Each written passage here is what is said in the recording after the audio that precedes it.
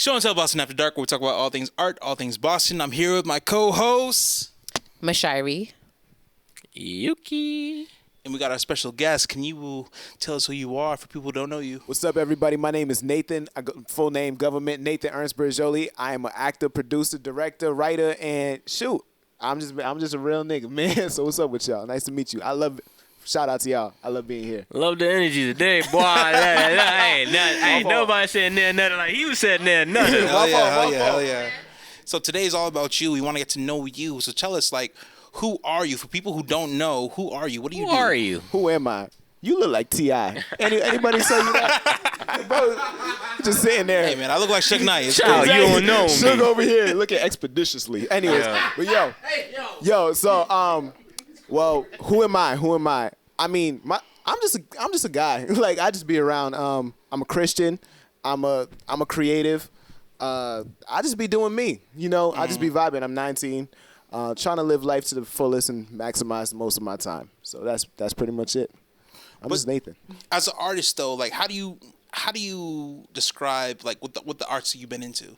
You see, all right. So I do a lot. That's the thing. So I do like a little bit of a lot. I'm not like great. Like, I just do a little bit of a lot. What's really been my art is me. Like, my personality, taking myself into and my way of thinking into a lot of different spaces. So, like, I know y'all musicians up in here. So, like, I play a little bit. I know a little hip hop. You know, a little song. What you play, though? I play keys. I could play drums, Okay, but Ray like Charles? you know, I wish. But yeah, like I really want to be a preacher. That's actually like my thing, which is yeah. But shoot, I've done television. Like, that's what I'm doing right now. Mostly, like, I've done scripted work, and I also had a talk show for years. So it's like, yeah, that's what I'm into. So do you act too? Yeah, I act. Yeah, I started my own show. So actor, director, Yes. Writer. musician. Yeah. What else we got on? What else we got under our belt? Writer, preacher, imperfect, very So- struggling. All that's me. So you love the entertainment business, but your end goal is to land to be a preacher, correct? I mean, I feel like the two don't like counteract. They could be. Hey, like, you ever shoot. watch First Sunday? I see it Yeah. first Sunday. I mean, I'm saying like I do want to be a preacher at the end of the day, but I feel like everything I do is preaching. So it's like once that's who you are, what you do is automatically a reflection of who you are. So shoot. As long as you get back to the community, right? Like, Hey that's what man, it's about. that's what it's about. That's what it's about. So you're 19 right now, but tell us, like, guide us through your artistic journey. Like, how did you start? Nathan's artistic journey. All right. So realistically, like, I've always known this was the direction I wanted to go in. First, like, before even I got into artistic stuff, it's mostly been like Christianity. Like, since the age of 3, I always wanted to be a pastor. Like, that's been like, Okay. I would set up all my toys every morning, and then I'd start like, I would play church with my toys every morning, and that's kind of how I started getting into music. That's how I started getting into like learning how to speak. That's how I started getting into like everything I do. And then I used to watch a lot of Tyler Perry plays, and I'd be like, man, I could do that minus the dress, but I could do that. Yeah. Please don't do that. Please don't put the dress on, Ain't nothing bro. wrong with little Big Mama, huh? Big Mama's one thing. That's Martin. That's Marty Marr. But still, you know, like, I was like, I could do that. So it's like I started really taking into his consideration not only just like his production, but also his story. And I was like, oh shoot, he's just a round the way dude that just started doing what he loves. So I started writing scripts. Me and my brother been doing that since we were like kids, and they were trash, like just straight trash. But like that love never left. So like this show that I'm working on right now, I wrote it in 7th grade, like, and then just years, I'd always go back whenever I had the opportunity to just go back and revise and go back and keep on adding and building onto it.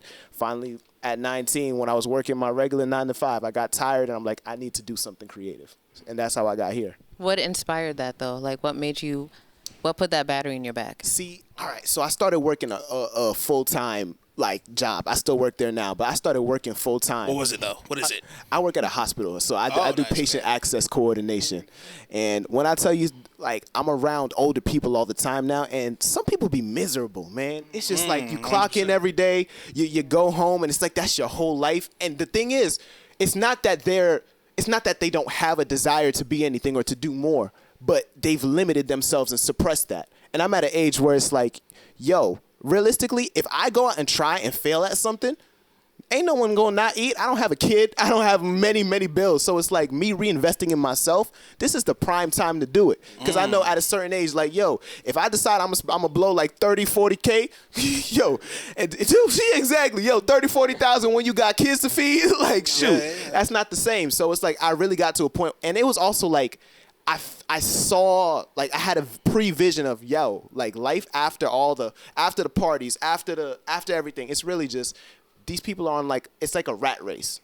And I don't want to live my whole life on a rat race of what if I did do something when I had the opportunity to. So it inspired me to be like, you know what? I'm going to go for it regardless. And if it works, praise God. And if it doesn't work, shoot. Yeah. I did what I wanted to do. 100%. But, like, I'd rather live with, I always say this all the time, I'd rather live with a failure than live with regret. I'm not going to lie. I love this guy because hell yeah, this bro. is the first time I'm gonna see a pastor with a job, because I always wondered what they did after Sundays. You know what I mean? Like, how did they get in his bread? And he's telling me right now, like, no, man. When I tell you, bro, if you really want to do something, you need a work ethic. And man, my parents are some working people, man. Like, wake Haitian. up. They're Haitian. Yo, shout out to Haiti. Yo, shout out to Haiti. We don't eat dogs. We don't eat dogs. yo. Thank you. Nah, we do. I heard you. We don't eat dogs. You see? Nah, but for real, like, that work ethic of, I'm gonna get up and go to work. I'm gonna go, like, yo, especially when I put my mind towards this project, like, people will never see, like, the overnights. People will never see that, like, man, even I've worked straight weeks, just 16 hours every day, just because trying to fund this project for me to be able to, like, get to do what I want to do, and I have to be able to save up to do that. And, like, yo, this stuff costs money, but it's like, I'd rather invest and do a quality project than and put all my money into it, do as much as I can, than to be like, yo, put out something that, like, yo, the camera is bad and the sound is trash, and it's just like, shoot. But before we get into the project itself, Yeah. like you've been doing, like, a talk show for a long time, or you used to, like, you know, it's describe your journey into, like, media, into cameras, into acting. So I've always done acting and, like, media stuff myself. When I started doing, like, this talk show, how it happened, my dad worked for this company, and, like, he worked for this company that was, like, a maintenance guy. And, like, within maintenance, they had a little studio area that was rented to a local community thing in Lexington, so Lex Media. And he took me, I did a kids class there, and I was like, you know what, I like this. And from then on, I started my own TV show in 5th grade. And I went into school, told all my teachers, yo, I got a show. And they all told me to, like, they called my parents saying I was getting into trouble because I kept lying about getting the show. Then I played it for the class, and I made them look stupid. Thank you, Hell Jesus. Yeah, hey, you know, make them. But nah, for real, like, and then that's how that kind of got cultivated. And it's like, yo, I started doing that, and I wasn't like, I let other people's opinions of what I did kind of suppress me from going all the way as far as I wanted to with that. Mm-hmm. And that's a mistake that I had to pay the consequence of, and I'm learning, yo, I'm never letting that happen again. So shoot.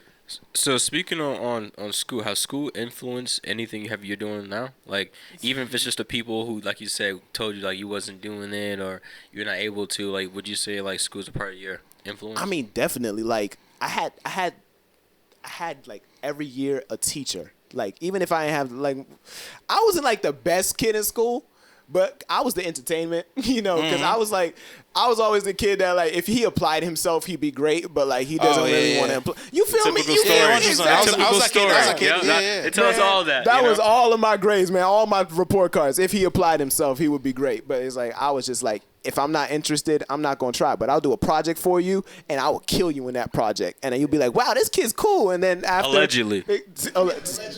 Check in with my teachers.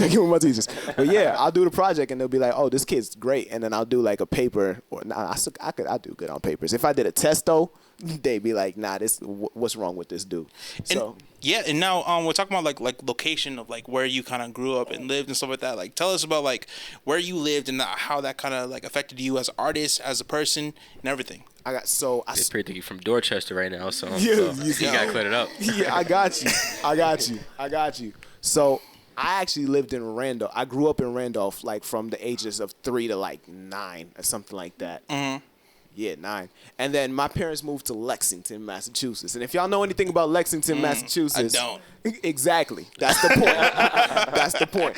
Lexington is a very it's diverse, but it's not diverse for black people. Like it's like the Asians, the Indians, the whites. That's all I grew up in, and I had to learn how to speak that language also. Because realistically, like how to be in that circle, because I was always too black for them. And then, but because my formative years were out there, I came back to black people and they're like, dang, this dude's a white dude. And I'm like, damn. So what do I do? Yeah. And that's the same thing even with my faith. Like, I be in church a lot and it's like, okay, cool. But some stuff I'd be like, I'm not going to do that. Like, not the faith necessarily, but a lot of like the cultural stigma that comes with church. It's like, I'm not going to be like that. And at the same time, I go around y'all and be like, dang, this a churchy ass dude. This dude's always talking about God. So it's really just learning about how to find your lane. So what my environment really taught me is how to be me everywhere I go. Like, my greatest gift is I know how to be in whatever circle I'm at. And it's something I'm still learning, like, day to day, but that's the gift that I want to be. Code switching, though. Is that code switching? I don't think it's code switching. No, I think it's adapting. Adapting? It's adapting. You know what I mean? I think I see it differently, because I don't think I'm necessarily adapting to the environment, but it's being secure enough of what am I willing to let go for this environment, but what am I willing to not. So like if I'm in a white circle, I'm willing to let like certain vernaculars go, but I'm not gonna let my essence go. Like I'm not gonna switch up and be like, because that's what code switching is, when you let exactly. I'm not gonna let my essence go for that's you. That's why I said adapting, because you find a technique to like blend in, but you don't have to be that. You know what I mean? Yeah. Like you could still be light. It's just I might be a flashlight rather than a light bulb, but I'm still light. So that's my goal, to still be the same substance and essence, even if it's like I'm willing to let go of certain things. But yeah, so that's what my experience growing up has taught me, just to learn how to be you everywhere you go. And my parents instilled that in me too, man. So you was like Chris from Everybody Chris, you know, how he was going to school, his little white homie and everything. Nah, yeah, that was me. I'm not gonna lie, that was definitely me. I wasn't getting bullied though. I was not getting bullied. That, right? Ain't no Caruso's touching me. I got hands still. Don't play.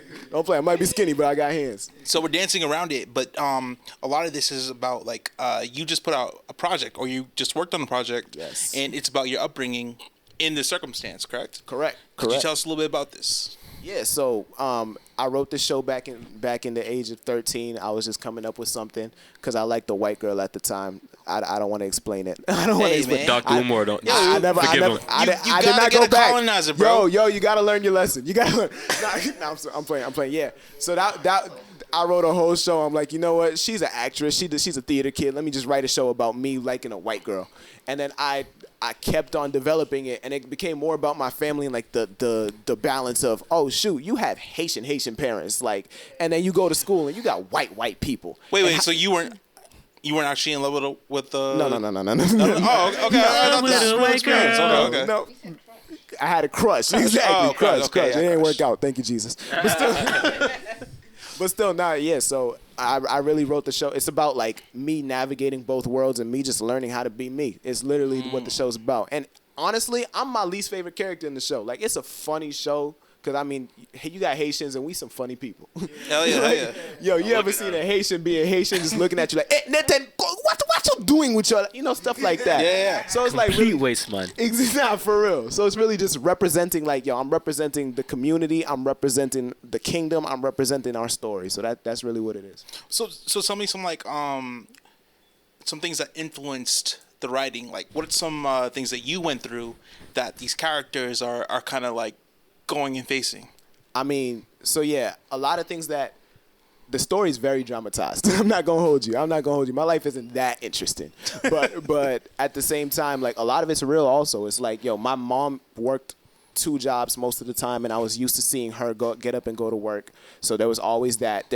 My dad is just a clown, like, in a good way. Like, he's like a comedian. So it's like, he's a funny dude, yet at the same time, he's a loving guy, but he's just him. Like, my dad is just a confident guy that's just gonna live his own. He's gonna do his own thing, but he's gonna be him in every room. So I kind of learned that from him, and I really wanted to show that in the show, where it's like, yo, we still have that funny relationship, yet at the same time, at the end of the day, when it comes down to it, that's my guy. That's my father. Mm-hmm. So yeah. Delicious. So Delicious. usually what I notice is that funny people, that humor comes from somewhere, and usually it's a dark place. So what significant thing or things, basically what I'm asking is, how do you pick and choose what you want to dramatize or share or like release in a funny way through your show? That's a good question. You see, y'all hired intellectuals up in here. You got a degree? You should have You got a glasses. degree? I mean, I do, but not in You this. see, I knew she got a I got a degree. burn somewhere. Like degree burn. Third degree burn. That's good. Yeah.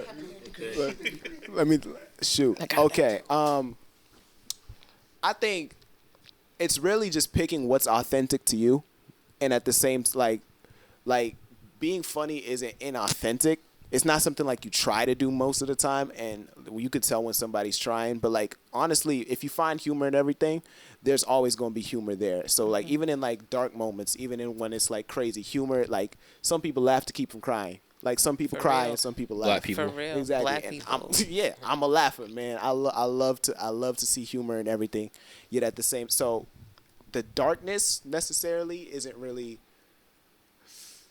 I mean, I find humor in it. I feel like humor has always been just like the outlet. Like even if it's not funny to anybody else, as long as I laugh at what I see, then shoot, I'll look at something. I love the awkward timing joke. So shoot. Can I ask for this story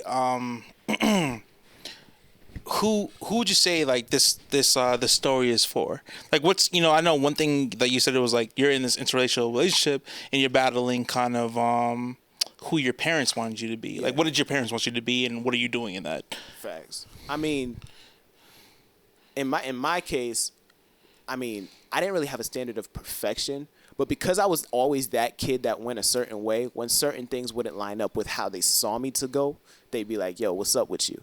And like, there's kind of that feeling. It's for the people that are misunderstood, realistically, where in every circle you're slightly misunderstood, and even at times you don't even understand yourself. And it's more geared towards those people at the end of the day, where it's like, yo, even if you're misunderstood and you're learning to understand yourself, once you embrace that, yo, I don't need to know everything about me, and I don't need to everybody to know to know what I am. At the end of the day, it's learning security in the midst of insecurities. So would you say that you are creatively learning yourself out loud? Yeah. I mean, shoot, I'm an open book. I want to learn everything as I can. I try to be as authentic to me, and I change. Right. I mean, I'm just trying to be where I'm at in this season, and that's what it is. Yeah. Wait, hold on. So where do you see yourself in like 7 years? 7 years. Where do I see myself? 7's such a random number. You see? I know. Nah, facts. That's how they throw you off now. They don't say 5 or 10. Evens or like 5. I like odds. When you ask a 7, you want them biblical years. So, where do I see myself in 7 years? Honestly, I've flipped it from trying to get somewhere like materially, and more of where do I want to be spiritually and emotionally. Like, who do I want to be rather than what do I want to be doing. So my goal right now is wholeness, integrity. Like, I want to be that person that is reliable in all that he does, that can be trusted because of his character and not just because of what he does. Because honestly, if you make yourself the priority, anywhere you go, like there's still an element of respect. Like, you can't be broke if you have wisdom. Like it's there's like a famous Greek philosopher who's literally super wise and just broke. What area is he wise in? Because he could be wise emotionally. He was like Socrates' mentor. He could be wise in intellectualism, but not wise in finances. Plato, yeah. No, it wasn't Plato. It was like not he had a Plato. weird. Yes, it was a weird name. Yeah, Plato at home. I had to Google it. I got you. I'm gonna place it here. I just think wisdom in general, like if you choose to be wise in as many areas as you can, it's kind of stuff attracts you rather than you chasing after it. So I'm not trying exactly. Yeah. I'm not trying to run after like a plaque or a place. I'm trying to be whole in every place that I go. So my goal is wholeness right now. I'm on my journey to like learning myself as much as I can, learning God as much as I can, learning who I want to be, and trying to become that person before I'm in the position to be that person. Like, I want to learn how to be a husband as a single dude. I want to learn how to be a father as somebody who doesn't have kids yet. And, like, learning to be there and then be ready for when I They're making new niggas out here. I want the woman or whatever said it is new that you niggas. like. It's the woman. To know I ain't at they're the bitty making new parties. niggas. They're in stock. They're in stock. That's crazy. But getting back to your story, to the story that you're telling through Nathan, that's the name of your project, correct? Yeah, that's me. And one of the premises of that story is like kind of doing the opposite of what your parents want because you're pursuing an interracial relationship. Have you felt in real life that maybe you were doing stuff that was disappointing your parents?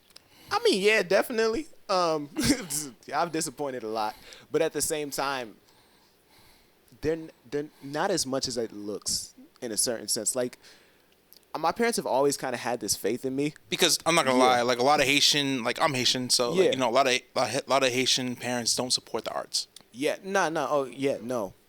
And There's a lot of Haitians will agree with you around here. Here's the thing, because my parents see me and my work ethic, like outside of just the arts, there was kind of like a level of respect for. I'm like, man, when I told my dad I was doing this show, I was getting ready to get screamed at. Like, how much money you doing? What? I was ready for all that. But then surprisingly, he's like, you know what? I see that you're willing to chase this. I see that you're willing to go out and go make the money for this to go fundraise. I support you. And I was taken aback, like, what? But like, there's always been this level of like, they kind of understand me. So if they understand me, they're cool with me going out to pursue stuff. But at the same time, it's not at the expense of, they're still very much go get your education, go to work, go get some stability. Yet at the same time, don't stop pursuing because of stability. Because realistically, creativity for like creative people, it's an itch. It's like when you're not using your creativity, no matter what you do, you're always gonna feel unfulfilled.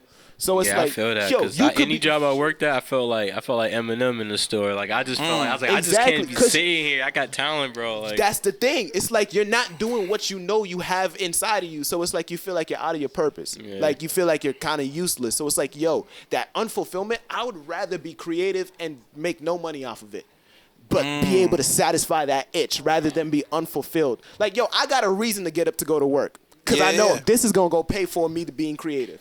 So it's like, it makes you even do the stuff that you don't like better just because I have that itch that's being satisfied. But when you don't have anything, when you don't have an outlet, it's like, what are you, like, ooh. Can I ask, because now we're getting to the realm of that conversation, is like, this project was mostly self-funded? Yeah. And you shot it in 10 days? 10 days. 10 days. Walk us through the production experience, man. Man. It's your first real production, correct? Yeah. So we shot this in the middle of July. So it was hot. I figured it was hot. Yeah, it was hot. Dry, and so some of them days, like, it's just we shoot the take and everybody got to fall in that. These are like 12-hour days because we shot 10 episodes in 10 days, 10 full-length episodes. So we was going like straight up. Okay, if we got a place, switch clothes, do as many days as you can in that one shot, and then go for it. Like, we was just banging stuff out, and a lot of times that got me into a lot of fights with I love my production company, but we got into some fights about like, they want to get some artistic stuff right, and I'm just like, guys, we don't really have time to like get as many small details, but at the same time, it still came out great. But like, I thank God I have a good cast. Like the cast of people I put together, man. Even tell us about them. Tell us about them. Like who? Yo. Like, it's crazy because I had people drop, like essential people drop. I had people come in last minute. My cast is amazing. Like, I want to shout out Carl Pierre. He plays my father, Nikayla. Yo, Pierre. Yeah, he's definitely Haitian. Nah, Carl Pierre. He's a Haitian dude. But he's actually the youngest. But like, nice. he's just one of those old looking young people. So like, he's one of those old looking young. He's a barber. He like, these people put their lives aside. Like, some people were grown. Like, I know people that have kids. They put their lives aside to be a part of this project. So I'm forever indebted to them. And, man, they are the most talented group of people. Carl Pierre, Nikayla Seme, Gianna Lamar, Daniel LaCourse, all of these people. And it was a diverse cast. So I was kind of scared what it was going to look like. But everybody came through. The chemistry was amazing. And, I don't even know how to explain it. That had to be God. That had to be God. 100%. Yeah. Favorite moment though? Favorite moment? Favorite moment? Shoot. In the whole production of those whole 10 days. Man, because here's the thing. When you're in it, it's like you're going so fast that, especially in my position, because it's like, okay, cool. I just got down and acted with you guys. Now I got to go back and direct. Now I got to go back and tell the crew, all right, here's what I want for the next scene. So you go so fast that you don't really get to take it in and appreciate it. But my favorite moment was always the mornings when we got to come in and like seeing like going after I go through makeup and hair and stuff like that. I'm like, dang, I'm really doing this. That's when morale is high. It's like, yo, exactly. we're about to do this, and it's not like after 10 hours, like, yo, I hate you, I want to go home. It's the mornings when I see everybody come in, and I'm seeing us load in, and I'm seeing everybody come together, like the snack table, everybody setting stuff up and just vibing with each other. I'm like, yo, this really was something that was on my 13, like my MacBook. When I was 13, and now it's something that I'm looking at. Shoot. That's really cool. What would you say is one thing from that experience? What is something that you didn't know that would have been useful if you did know when you were doing it that you could take with you or share with someone else that wants to follow in your footsteps? What did I not know? I didn't know how much I didn't know. I did not know how much I didn't know, and I think it's very important to learn as much as you can about what you're doing before you get into what you do. Because even though you can feel prepared, there's always going to be a curveball, and learning how to operate with that curveball. Also, have the right people on your team and make sure, like, culture is so much more important than capabilities. Like, You gotta explain that. a good work culture makes people want to do what you pay them to Builds do. morale. Man, people will show up and do stuff for free if you give them a good culture. They will work to the highest of their ability. But if you're so focused on capabilities and not focusing on work culture, then you're gonna miss a lot. I think, man, I had to pivot. So how did you clearly you're very smart. You know what you're talking about. Oh, he wasn't supposed to. I mean, I'm just saying. So how did you you did some research? Like, how did you get here? How did I get here? Yeah. I think he took an Uber, right? I drove. How did I get here? I mean, all honesty, God. Like, full truth, not even trying to be religious in any sense. Like, I don't know how I'm here. I don't know. Like, how did I get I understand what you're Yes. saying. Step but by step, like you putting together. you don't even have the mic. Sorry. Dang. She shut you down. Anyways, 1 second, Tots. Basically what I'm asking is, what did you do that made you feel like you were ready to even start or do this show? Like, was it research? Was it inspiration from other? What inspired you? What did you research? Well, let me see your Google search engine. I want to know, like. You mean what? I'm just saying what. GrindCon. Yes, I feel like you are definitely in alignment with your heart. But what did you do? What were the steps? All right. So what was your daily routine? First step was getting fed up with not doing it. Once my mind shifted, now it's like, all right, now I'm gonna be all in. The second thing I did, I started searching for a production company because I know no matter how, man, we've seen some independent movies that are just like, yo, this script is good, this cast is good, but this budget is pretty low, but it's the stuff that you're seeing, it's like, yo. Like, I recognize first thing I didn't know is I don't know enough about cameras to go buy my own and to go mix the sound myself. Like, I did not know that. So rather than trying to learn that whole area, I wanted to partner with somebody who did know. So I went through a bunch of production companies, and Hop Top Films they have a reputation for doing well. So I made sure to partner with them, and they've been gracious and kind and able to help us as much as we can, and they kind of took it on as their own project also. So, yo, shout out to Evan Schneider, man. That dude put together, he took care of all the production stuff in the midst of it. So, yeah, that's the first thing I did. Then after that, I started looking for a cast. I started looking for who can play this together. And, like, I had my friends around me, like Carl and Nikayla, those are my personal friends. And then I had to go start searching on, like, backstage.com. I had to start searching for people that exactly. So that's good. The backstage is good? You see? Yeah. Sorry, the person that you can't hear it telling us how you stick. I mean, backstage. Not to cut you off, but it always seemed like it's one of those ads that pop up so often. That's why I was like, is this Trustable? I'm gonna be on. I don't know as much from the actor side. I do know from the producer side, it's great to look for people. Like if you're looking for somebody, yeah. exactly. Okay, like backstage is where it's at, or like just looking around. And people know people, so it's like, and you'd rather work with people that you know. So as long as you get somebody that's well-rounded enough that has a network, they're gonna want to pull in people that they know. So I'd recommend, even if it's not backstage, find a platform and put yourself out there. Because I promise you, there are so many people that are looking to do stuff. It's just they don't know who to do it with. And like, if you just put yourself out there and just own, like, if you act. If you model, bro. If you do whatever you do, own that you do it. Because I promise you, you will get so much better results if you own who you are rather than trying to like, I don't really do this for real. You know, it's just a side gig. It's like, nah, I want to work with you, man. Like, let me know what you do. So I met people in barbershops, like just sitting there getting a cut, and someone was like, you know, I want to be an actor one day. I'm like, you want to be an actor one day? Let's make that today. Like, yo, shoot. Okay. So it's like really just putting yourself out there and just making sure what you do is known.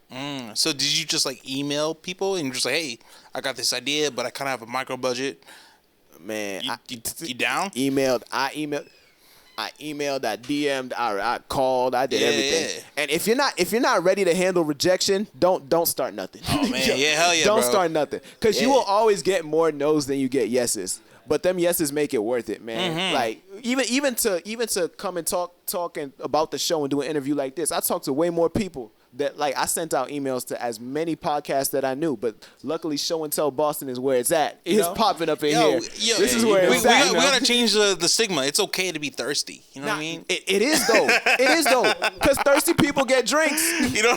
That's why music ain't good no more. Nobody wants to beg no more. Nobody exactly. Nobody wants to beg. No. Nobody wants to put in like work and link and see. I really want this for real. It's mostly just like That's true. I'm gonna just do my little thing, you know, get my little Amazon mic and just go. When it's like, yo, Hell yeah. On that note, we're gonna take a small break and we'll be right back. Yeah, right. Slurred. And Show and Tell Boston After Dark, and we're back with our special guest. Tell us your name. Nathan, everybody. It's just me. No, you gotta give us the full name. Oh, my name is Nathan Ernst Bourjolly, man. Hey. You gotta dox him.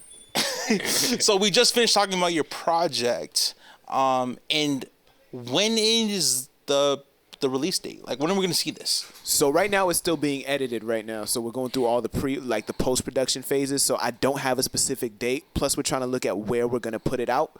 But we do have our premiere party happening December 14th. It's going to be at Crystal Light Event Hall in Bellingham, Massachusetts. It's going to be like a top-tier red carpet event. Ooh. I know I'm in a room full of creatives, so I need all y'all to come support it. Tickets are $50. It is $50. But still, like, it's going to be an event. It's a black tie formal event. We got press coming. We got it's gonna be all that jazz that we're trying to go for. And we're gonna release the show, and it's gonna be an event. It's just gonna be the event of the year. Okay. My goal is to get the event of the year, because Boston don't have much for ourselves, man. And 100%. I want to be one of the people that like, yo, it's not about take away the Nathan show, bro. I want it to be about creatives, networking, and it's an opportunity for all of us to eat. Because at the end of the day, we gotta our city needs to be put on the map for real in the grand scheme of stuff. So I'm with that. What could we expect? Does it mean like some snippets? So we're gonna premiere the first 2 episodes. We're gonna do a panel interview with the cast, and then the rest of the night we vibing, man. There's gonna be like many opportunities for like photo ops. We got red carpet coming through. We got all that stuff. So if anybody wants to come and talk about creating content that night, let me know. I want it to be a content factory for everybody, so everybody's getting stuff in. So. Can I ask you? Okay, so because bringing it back to like shooting it for 10 days, what was the most challenging part of that? Jeez, the heat, bro. We were shooting in certain places. Like a lot of places didn't have AC. Man, we would be in there and just like trying to like get the take done, because it's like, there's no AC here. We're shooting in the middle of July, like on one of the hottest days. I remember one day was like 103, 104. And we just out here. Yeah. We was. I was just passed out. I would have thought they were making a Harry Tubman movie. and you know what's crazy? I had to wear like a 3-piece suit in them scenes, man. So I was dying, bro. Like, it was hard. We had some long, and that's what like kind of hurts me. Is like, yo, no one's gonna really see like what this took. Yeah. You know, it's like only the cast gets to really understand like what we actually put in to get here. Because you're playing yourself, right? Yeah, I'm playing myself. I do play a couple other characters just because, you know, nice. I like playing characters. But like, yeah, I'm playing myself. So. What is it like playing yourself? It's harder than it looks. Really? Can we clear that up first? You know, because you played yourself. It's being crazy right now. Yeah. But how is it being different characters, even as yourself? Like, did you have an inspiration like Martin Lawrence or something like that? Yes, bro. I've always Martin, Eddie, man, yo. Tyler Perry, like anybody that was, I'm talking about them first names like I know them. But yeah, no, Martin Lawrence, like watching these people like, yo, Coming to America, bro, just switched from like Jewish dude to barber to the African dude all in one scene. And it's like, and most of them always had a scene where they're kind of playing themselves. And I wanted to be like, you know what, kind of like Martin. Martin is one of my, like, that's my all-time favorite sitcom. And seeing how he would pull up like Jerome's in the house and then go back to Shanae and be his mom and do as much as you can, because it's like, yo, and then come back as Martin Payne, like, shoot. Yeah, and I think that's such a hard, it's harder than it looks to just be yourself, because it's easy to act like somebody else, just be extra. But when you got to play yourself, you got to be like, what do I really do? Like, because everybody got subconscious things that they do, or what would I say in this situation? It's like, oh dang. That it kind of confronts you with you as much as you can. But also, you're not you, you're a caricature of you. So it's like, I'm not playing me, like, because some stuff I do, I'm like, this dude's stupid. Like, Nathan is he's a dumb dude. Well, give us an example of that. Like, first of all, the whole relationship I'm in, man, hiding it from my parents, trying to sneak out the house. Like, all them stuff happens, man. You would never hide your relationship from your parents? Hi, Mom. You know? Yeah. I don't know. But the way that was, like, in that situation, like, the real thing is my mom in the show, she worked for she worked for my girlfriend's mother. Like, she was like one of their housekeepers. So it's like, and that family was always like disrespecting her, treating her crazy. Yeah, now they would always treat her crazy, but I was still going for their daughter, who was a white girl, and I was not listening to nobody and nothing what they were saying. Everybody had their own opinion, and I still went headstrong in, and I paid the price for that. But at the end of the day, like, my family came together and we reconciled like what we had to do. But it's really exploring the social class dichotomies, the wealth class stuff. Because I grew up in Lexington, I was broke. I was broke enough around white people, as Chappelle says. So it's like I wasn't rich, but I was just like, oh shoot, y'all are rich, and I'm just out here like, hey. So it's like exploring the differences in social classes and stuff like that. So it's like, yo, shoot. I'm trying to think about, like, when you said that, I'm like, okay, what's some first dates you tried? First dates Walks in the park? First dates? Yeah. Man, okay, I'm the king of a nice, cheap first date and make it look like I'm balling. Man. That's How do you do that? How do you do that, First of all, okay, all right, I'm about to put y'all on game right now. Let's go. If you go into a nice restaurant, I'm talking to y'all, you single man. Look, if you go into a nice restaurant, make sure to plan out what you're going to order beforehand. So like, so for real, think of the most expensive thing that she could order. Like, if she were to order like straight up lobster tails and like the most expensive drink, most expensive dessert, exactly. Budget for that. And then get yourself some water and a salad. Salad with chicken. Be like, okay, cool. If you got $80, make sure, like, okay, she gets at least $70. How can I eat the least and still not look like I'm not eating? So, yeah, make sure to plan what you going to get first. So, if she were to get the most expensive. How do you play that out? What she ask you about? She's like, yo, you just going to get a salad? You're just like, what do you say? I'd be like, I like salad. Exactly. Nice. You always got to ask for extra season, please. Hit them with some, can you throw some chicken in there, please? Make it seem like you're doing something when you're not. And I'm telling, man, there's so much free stuff, especially like, yo, the museum passes is free on the library website. They be like, oh my God, I never been here before. This is nice. And you be like, let's go. I didn't pay that admission. That was not me, man. I'm telling you, go Groupon, go all the way. Mm-hmm. They ain't gotta know. You know what? Effort. What he's saying is effort. That's all that is. Nah, because y'all keep going for back seats. Jeez. Backseat he is did not not a date. lie either. Backseat is not a date, y'all. Please. Yeah. At least make it look like you're trying. At least make it look like you're trying. Do a walk in the park. That's free. Come on. Tell us, after this project, like, what's next for you? Hey, man. After this project, my goal is really trying to learn how to build wealth in other areas. hopefully after this project, I can continue to capitalize and produce for other people and like open more doors for any type of creative to produce other people's ideas. Hopefully get a season 2 in, cause get that in the works. And yeah, get back to business. I like following not the wind. I like following God, but like yeah, I like seeing where life takes me in that regard. But mostly like building myself more business ventures and just trying to do as much as I can with the time I have and with what I got right now. What was the funniest thing that happened on set while you were filming? Man, there's this scene where my dad is giving a sex education, but Actual dad? no, not the dad. My dad in the show. He's giving a sex education, man, and when I tell you it was so hard, we had to go so many takes because it was like I'd keep breaking. It's a Haitian dude just trying to talk like, okay, you got to take it. You got to put it inside.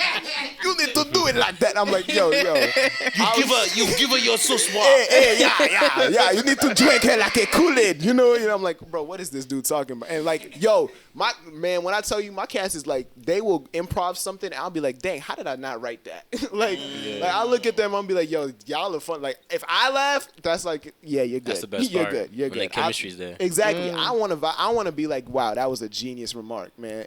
Shoot.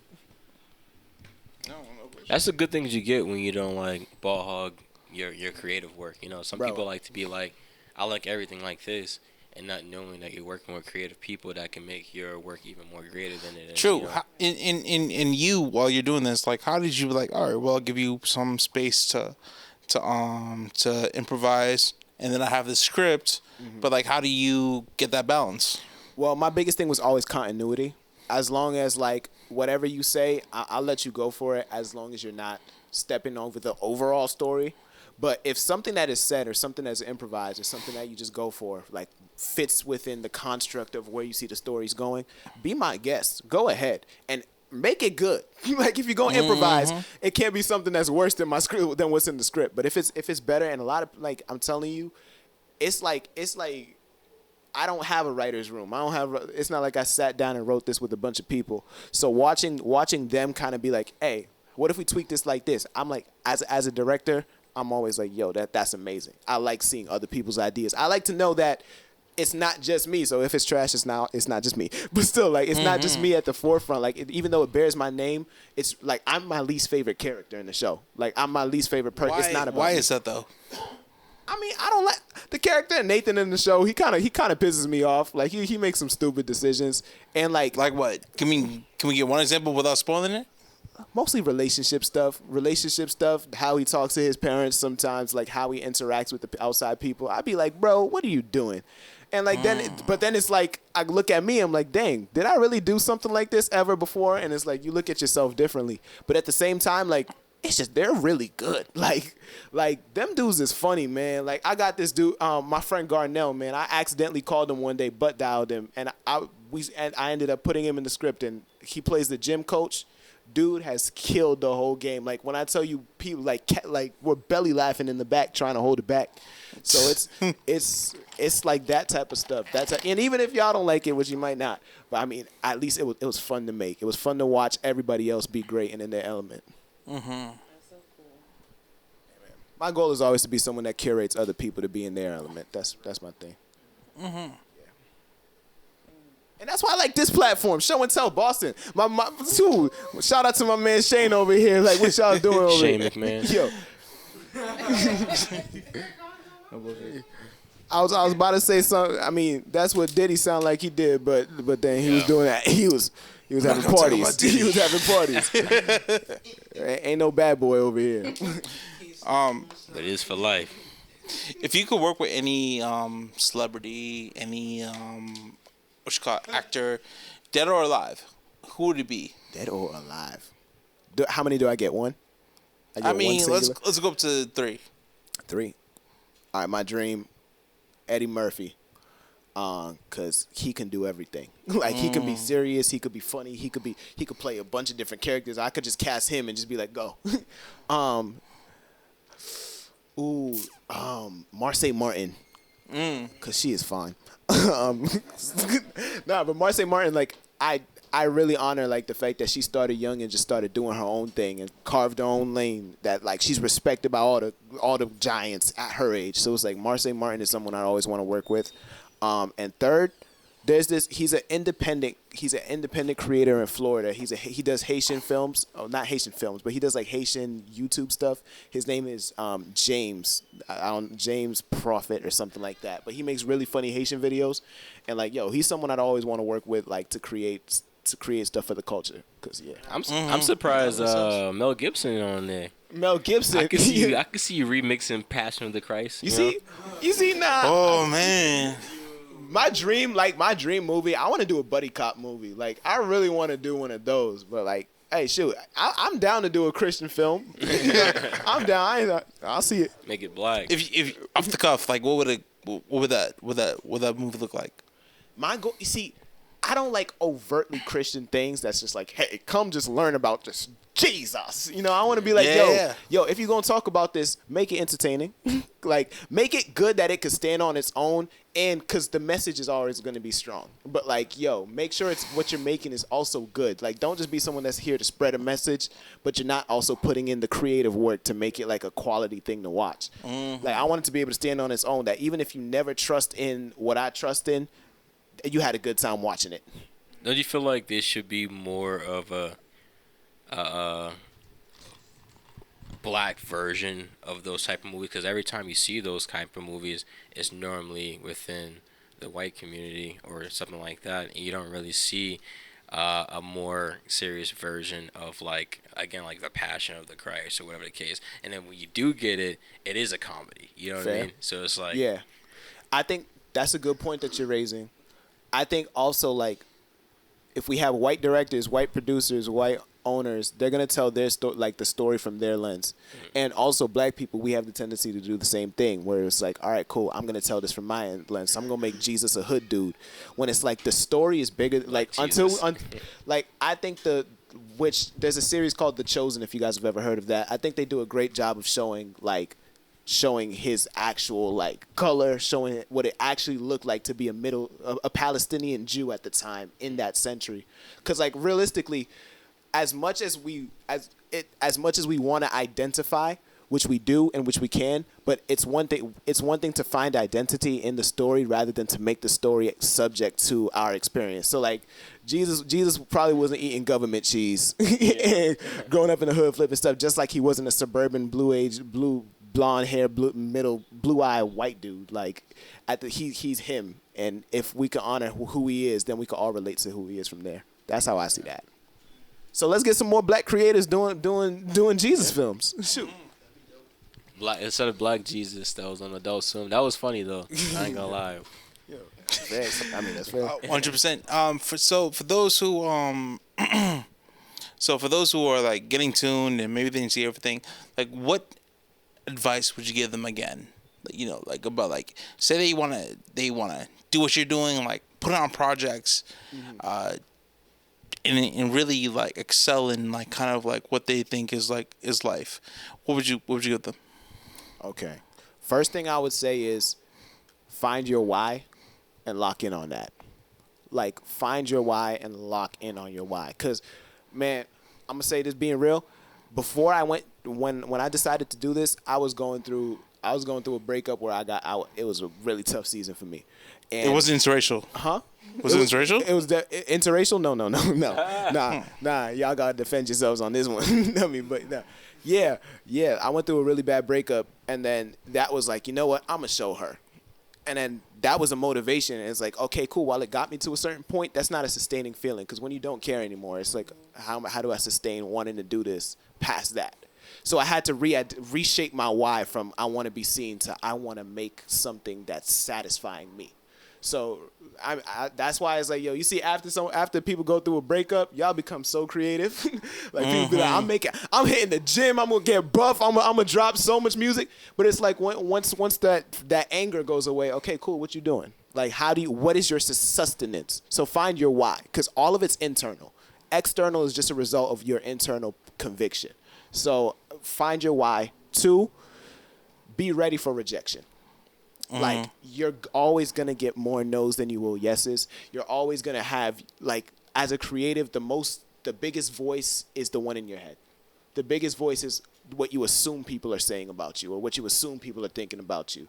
And even if some people are thinking that about you, it's always a mental thing. And until we can realize, you know what, I'm ready to be rejected, but at least I'm rejected being satisfied rather than being rejected and being unfulfilled.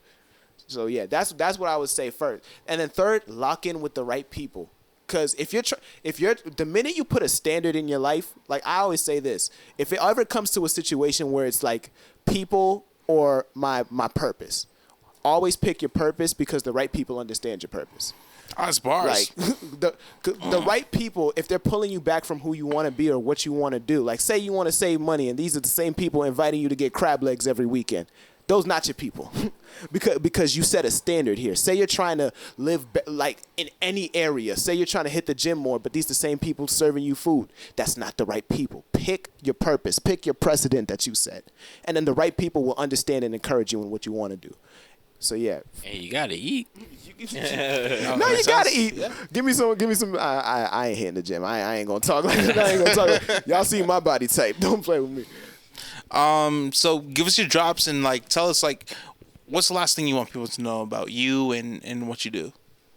Hey man, I'm just a man. I'm just trying to figure. Where can we find you? Oh, I'm so sorry. Instagram, The Real Nathan Bourjolly, Bourjolly. And if you want to watch the show's Instagram, Nathan Sitcom, at Nathan Sitcom on Instagram, NATHANSITCOM. Please go follow that. Stay up to date on all information that comes to me. Y'all can find me on pretty much everything. I'll be around, so you'll see me somewhere.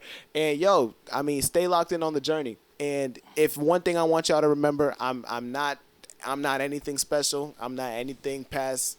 I have nothing in me, but honestly, God is my source and my sustainer. And just work your hardest to be. Just do it. Just do it. Literally, just go for what you want to do, man. Be the person that's gonna be different. Be bold, and that's it. That's how we live life. That's how you live life. Y'all heard it here first. You heard it here Nothing's first. in him but God. Show Until After Dark, and that's a wrap.